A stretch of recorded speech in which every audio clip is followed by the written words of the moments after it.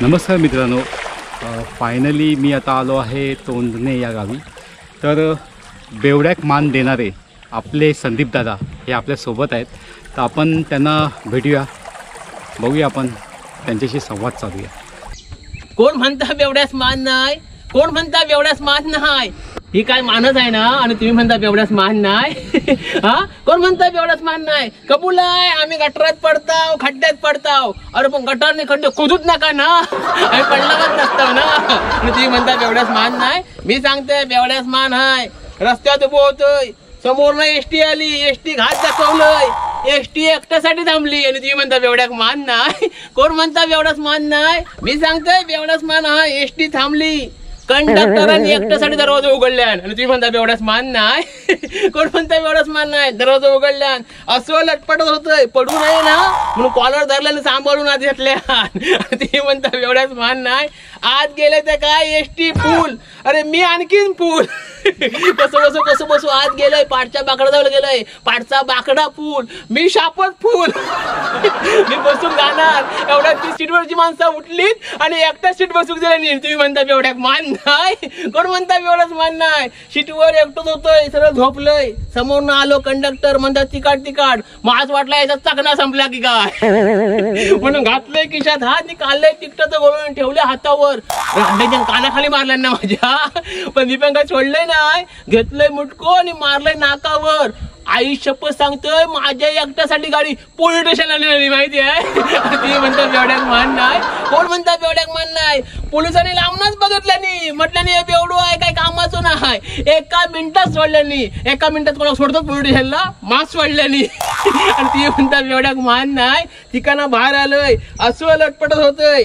माझ्या बाजू कुत्रा पण घाबरला, कारण कुत्र्याक वाटला मी तुझ्या अंगावर पडान की का. आणि ती म्हणतात बेवड्याक मान नाही.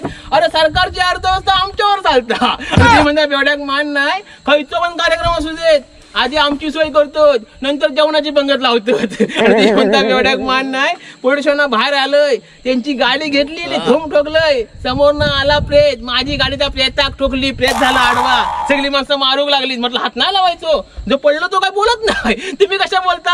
आणि ती म्हणतात बेवड्याक मान नाही. ठिकाणं आलंय, बाहेर आलंय, तसं कसं घराशी आलंय. घराशी साली कायम बायकोची कटकट. ती म्हणतात ह्यो दोस्त वाईट, तो दोस्त वाईट, ह्यो दोस्त वाईट, तो दोस्त वाईट. ती का म्हटलंय, तुझ्या मैत्रिणी कधी मी वाईट म्हणते काय, सगळ्यांना चांगलीच म्हणते ना.